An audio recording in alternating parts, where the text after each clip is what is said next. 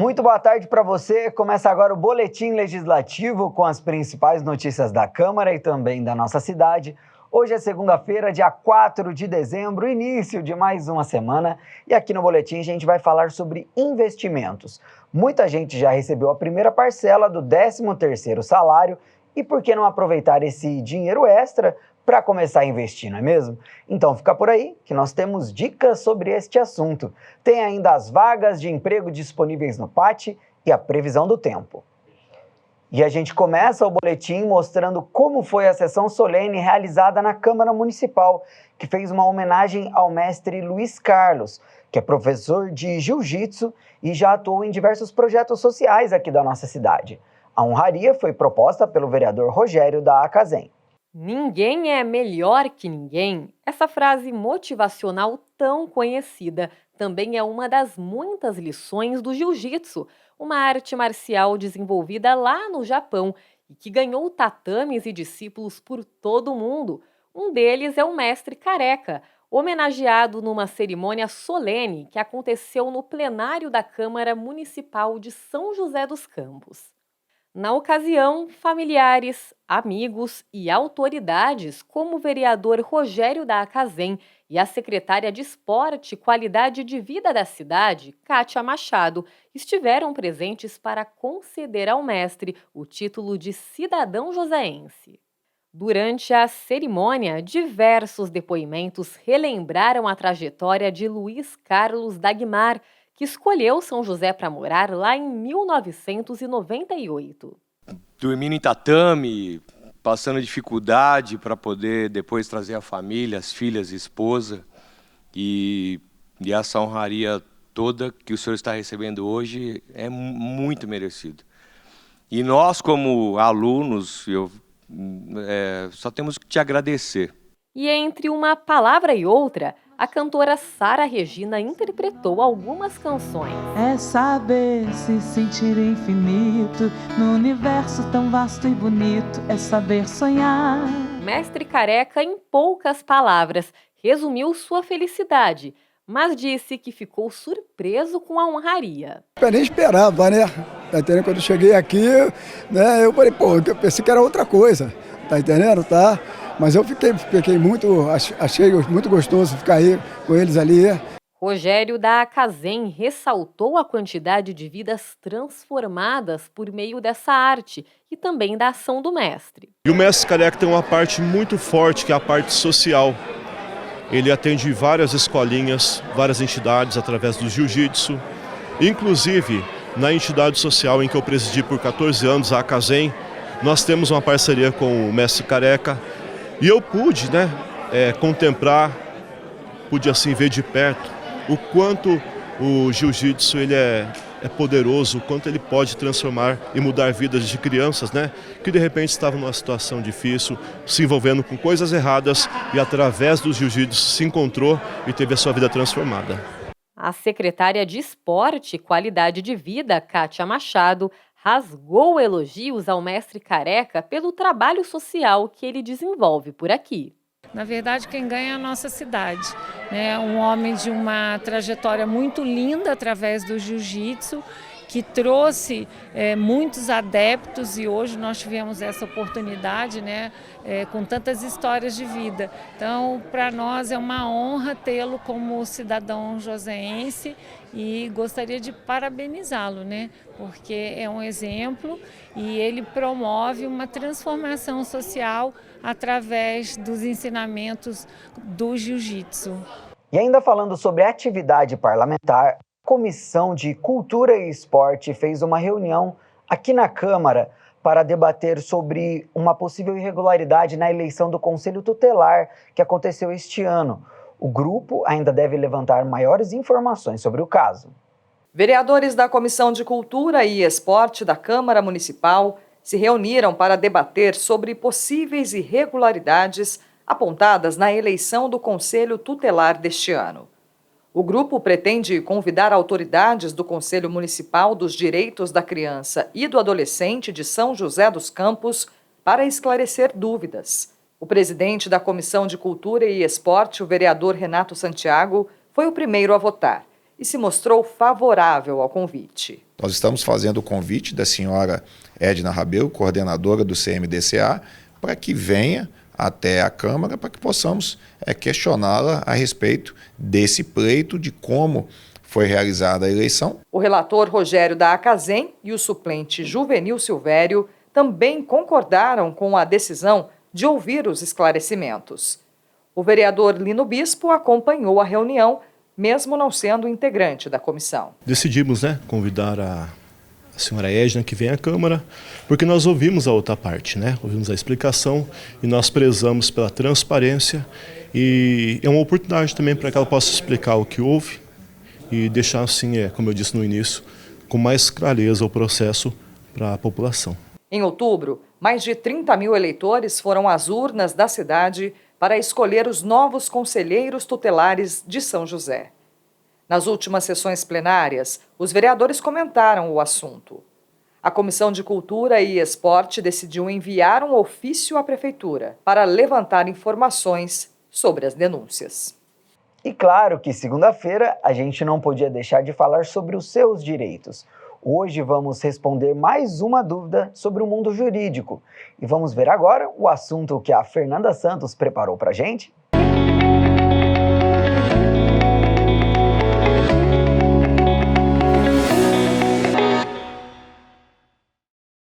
Oi, tá começando o Seu Direito e hoje vamos falar sobre os preços dos produtos e serviços. Como será que eles devem ser informados nos supermercados? E no caso de um produto sem preço, o que fazer? E aí, qual é o seu direito? O mercado, qualquer comércio, ele tem a obrigação, pela legislação, mesmo estabelecida pela legislação, de colocar os preços de forma clara. Então, o produto, quando a gente chega no mercado, a gente vai ver que tem o nome do produto, a quantidade que vem nele, quantos ml, quantas gramas vem nele, e a marca, Então tem que ser claro para todas as pessoas ali não ficarem em dúvida, eventualmente, se é aquele produto ou outro produto. Então, o comerciante tem sim a obrigação de colocar de forma clara e próxima ao produto, com todas as especificações, o valor ali.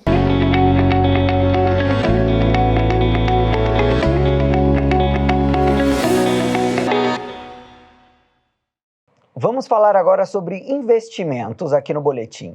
Pois é, muita gente recebeu a primeira parcela do 13º salário e essa pode ser uma ótima oportunidade para você começar a investir e fazer o seu dinheiro render. Por isso, nós preparamos uma reportagem que mostra algumas opções do mercado e como fazer investimento de forma segura. Acompanhar as oscilações do mercado financeiro definitivamente não é para amadores. Ao menor sinal de risco, o sobe e desce dos indicadores interfere diretamente nos investimentos. Felipe Nichil começou a investir há 11 anos e decidiu se especializar na área. Hoje trabalha nessa corretora de São José dos Campos.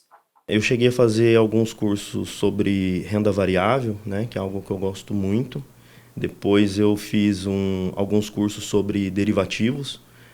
Hoje é minha paixão, mexer com derivativos. E depois entender melhor a renda fixa, por mais simples que pareça ser, é algo bem complexo. E dá para ganhar bastante dinheiro também com a renda fixa, sem correr muito risco da renda variável.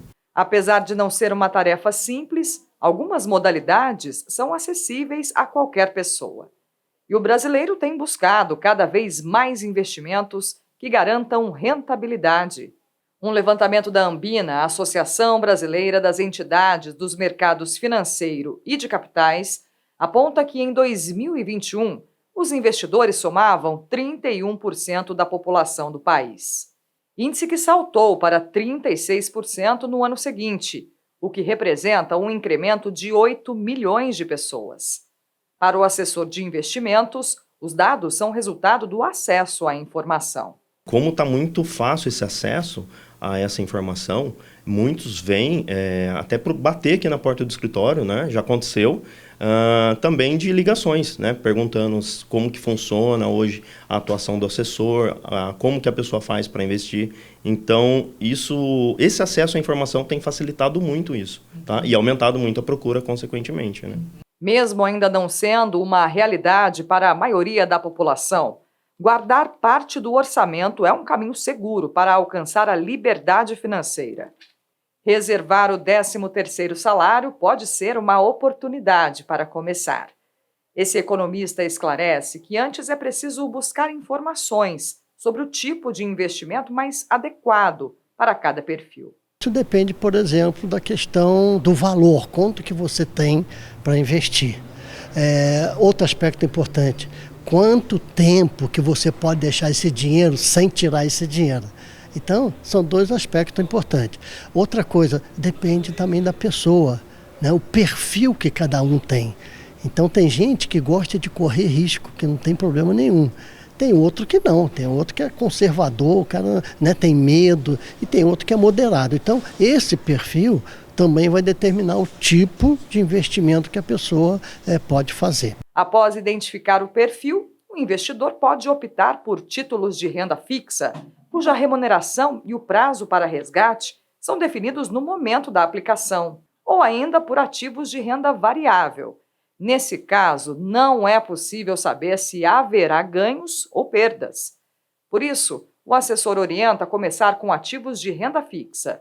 Uma alternativa é o Tesouro Direto, título público do governo federal, que rende mais do que a poupança e é considerado de baixo risco. É uma renda fixa que o governo oferece, né? Na verdade, você empresta o seu dinheiro para o governo e para isso ele promete uma taxa para você de retorno, tá? É como se você estivesse emprestando um dinheiro hoje para o governo. É um excelente ativo, né?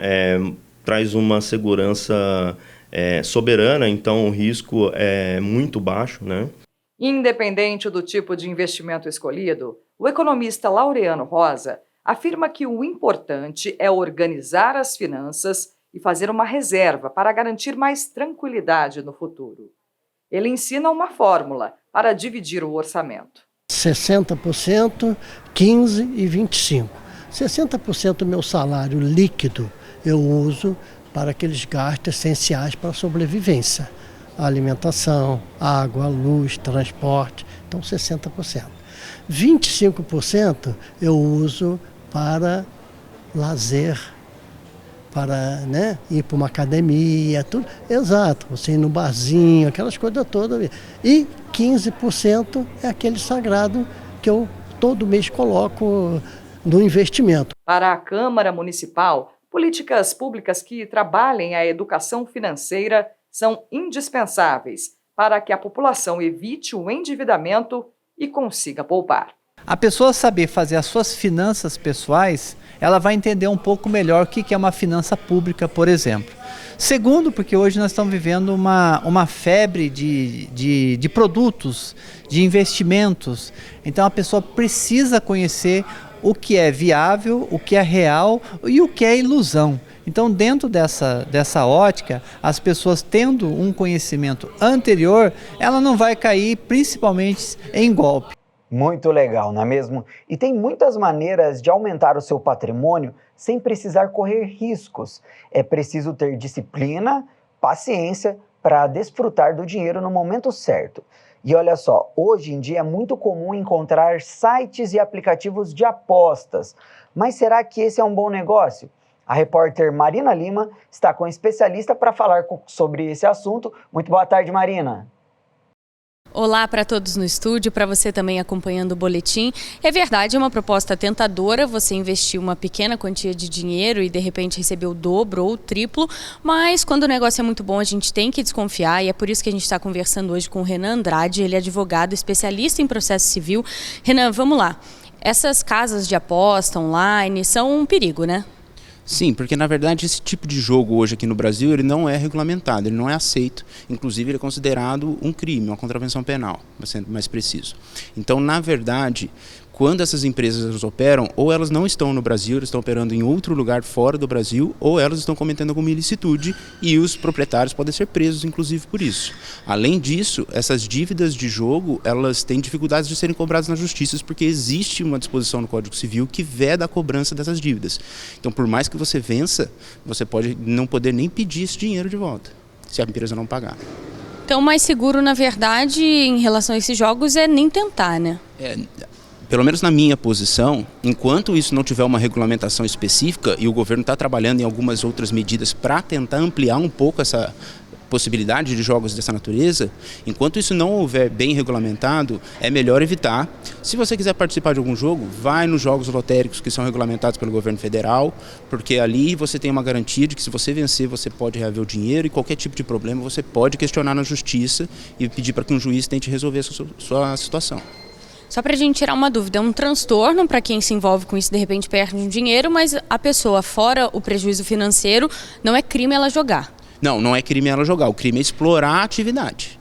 Então, quem joga não está cometendo crime nenhum. O problema é que quem joga na questão civil não tem amparo pelo Código Civil, porque, em tese, dívida de jogo ela não pode ser cobrada. Um juiz ele não vai mandar ninguém pagar uma pessoa que ganhou um jogo, porque o ato de jogar não é aceito pela legislação brasileira. Então, quem explora a atividade pode estar cometendo um crime ou uma contravenção penal, dependendo da natureza do que está fazendo, e quem consome a atividade não necessariamente está cometendo um crime, mas pode não ter respaldo na parte civil se porventura acaba saindo prejudicado, não tem para quem reclamar. Não é crime, mas é um risco que de repente nem vale correr, né? Na minha opinião, não vale correr esse risco. O jogo em si já tem o seu próprio risco, não vale ainda correr um outro risco de você não ter o amparo jurídico se tiver algum tipo de desavença. Então, eu sempre recomendo, se for jogar, já vai correr o risco do jogo, joga numa questão que pelo menos seja segura e seja regulamentada pelo governo, pois se acontecer algum problema, você tenha quem se socorrer. Perfeito, muito obrigada, Renan. É complicado, é melhor a gente ter cuidado com essas coisas, né? De volta ao estúdio. Muito obrigado pelas informações, Marina. E a gente continua nesse assunto, viu? Mas agora com informação para você que quer fazer uma renda extra de maneira segura. A repórter Francine Padilha conversa com um economista no quadro Boletim Entrevista.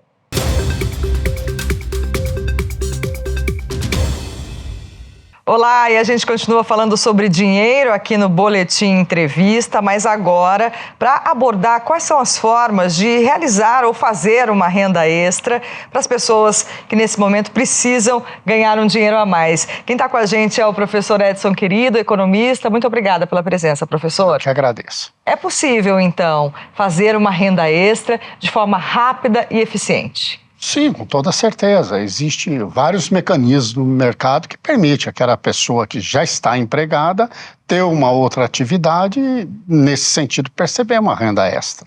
Agora, quais são os caminhos, professor? Existem diversas alternativas hoje no mercado. Sim. Primeiro, a gente tem que pensar no tocante ao investimento que vai ser feito, né? A primeira coisa assim, que a gente poderia indicar é a venda da comida. Porque comida, doces, isso aí a gente vende em todo momento. Exige algum investimento? Exige, né? Mas é um investimento comedido. Aí eu preciso, assim, criar um mercado na família, na vizinhança, sucessivamente. Existem outras atividades com muito pouco investimento. Por exemplo, indicação de clientes para o mercado pago, né, para as plataformas de venda.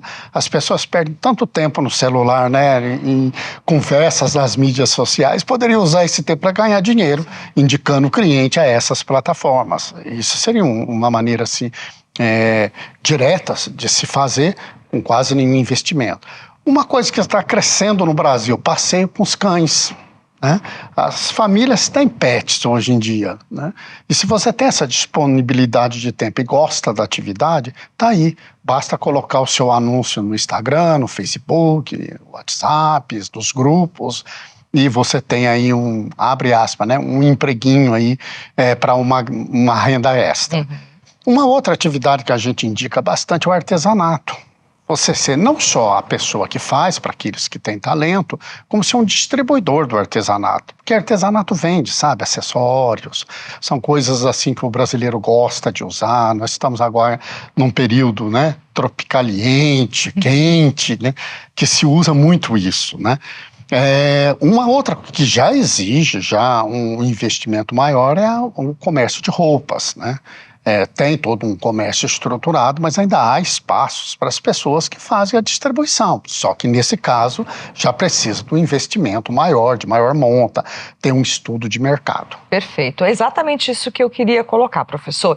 Porque, normalmente, quem faz ou quer fazer uma renda extra, como o próprio nome já diz, já tem uma renda de um outro empregador, talvez um emprego formal mesmo. Então, tem pouca disponibilidade, às vezes, de tempo para poder exercer essa atividade extra, né? Então, eu queria alinhar aqui duas perguntas, professor. Primeiro, essa questão, como trabalhar esse tempo disponível para fazer a renda extra, e uma outra é como planejar o tipo de investimento que você vai fazer para não perder dinheiro, né? Porque muitas vezes você se identifica com alguma área, faz uma compra de matéria-prima, de repente, mas, na verdade, não consegue reverter esse dinheiro, né? Retornar esse dinheiro.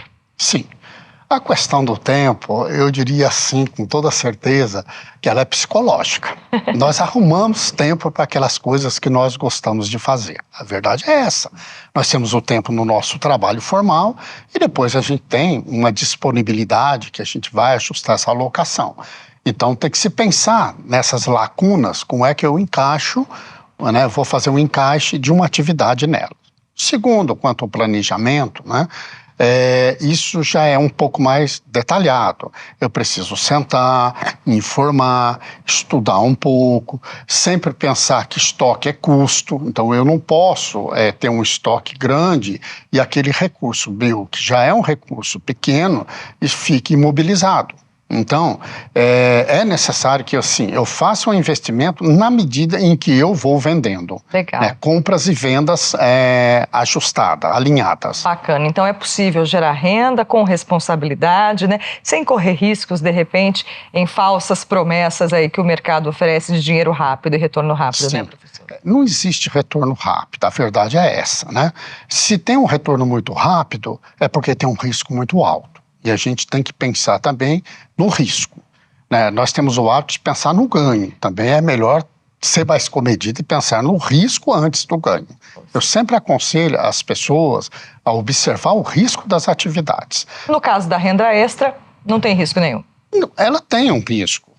Você mesmo citou, né? Eu posso estar com material comprado que eu não consigo, de repente, colocar no mercado, dar vazão nas vendas. Mas aí, por outro lado, a gente precisa também verificar o que a gente vende naquele momento e o que eu compro para vender naquele momento. Legal. Não pode ser a mesma coisa o tempo todo. Eu tenho que ter uma variante de produtos e até mesmo de serviço a ser oferecido. Maravilha. Professor, muito obrigada, viu, pela participação aqui no Boletim Entrevista, pelas informações e até uma próxima oportunidade. Até uma próxima oportunidade. Obrigado. Obrigada. Voltamos ao estúdio.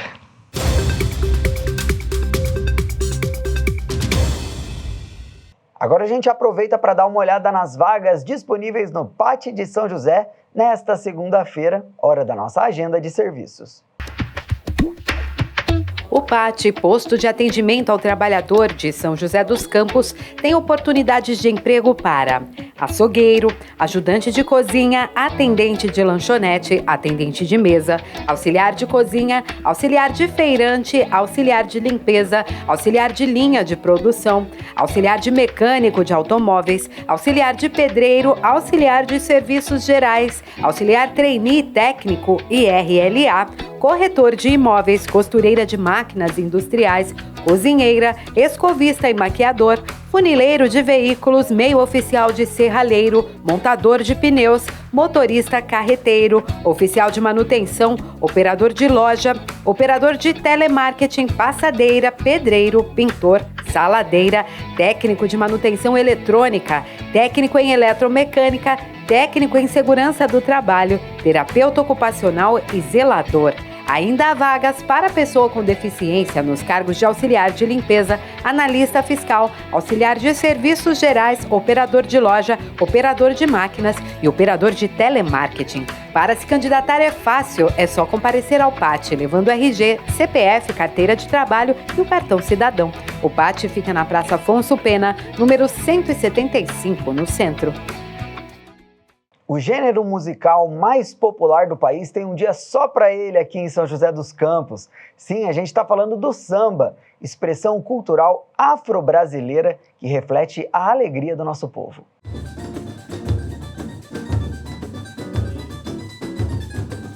O samba é um dos ritmos mais brasileirinhos que existem. Quando entram um cavaco, repique, pandeiro e o tantã, mexem com o corpo e o coração. E foi essa paixão que fez o Lugão, empreendedor e sambista, criar na Vila Ema, região central da cidade, um ambiente de convivência para preservar as raízes da música nacional. A gente trabalha com música, tá? Principalmente o samba, que é uma coisa que eu, desde criança, eu gosto muito, cresci ouvindo samba.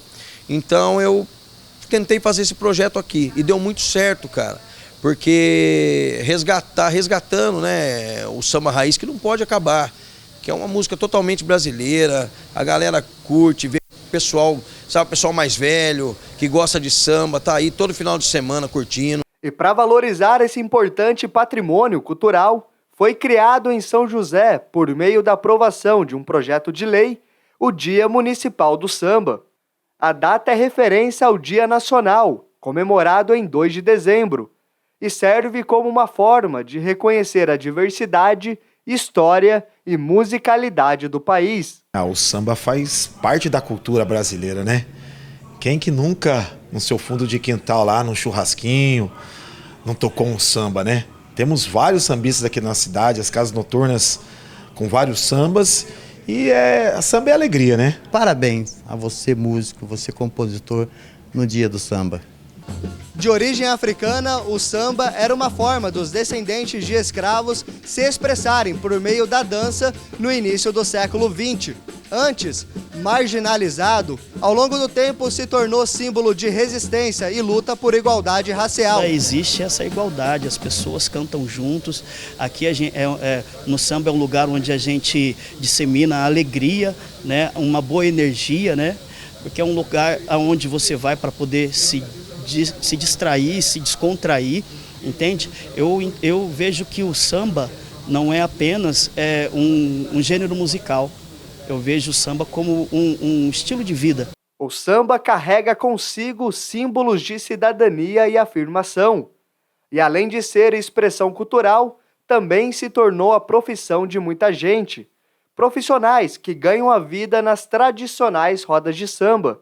Por isso, a Câmara apoia a criação de políticas públicas para a valorização do gênero, como ampliação dos locais de shows. Gera emprego, gera conscientização, porque muitas escolas, por exemplo, escolas de samba, trabalham com educação, com conscientização na comunidade. Então, você vê, é além de música e dança. Nossa, tem muitos amigos que vivem do samba, que abraçam essa bandeira aí, dá muito emprego, cara. Porque toda semana a gente traz uma banda diferente aqui, entendeu? A galera curte muito isso, traz o emprego e o pessoal que vive totalmente do samba, totalmente da música. Então isso é muito importante, cara, isso não pode acabar.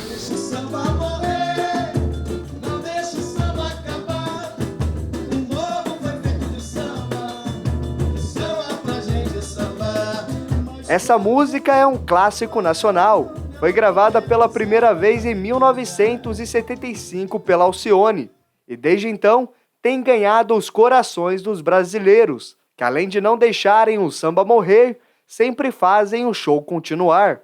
Para os músicos, o samba sempre vai permanecer vivo, como uma forma de respeitar o legado de Bete Carvalho, Benito de Paula, Arlindo Cruz, Zeca Pagodinho e tantos outros que abriram os caminhos para o desenvolvimento do gênero.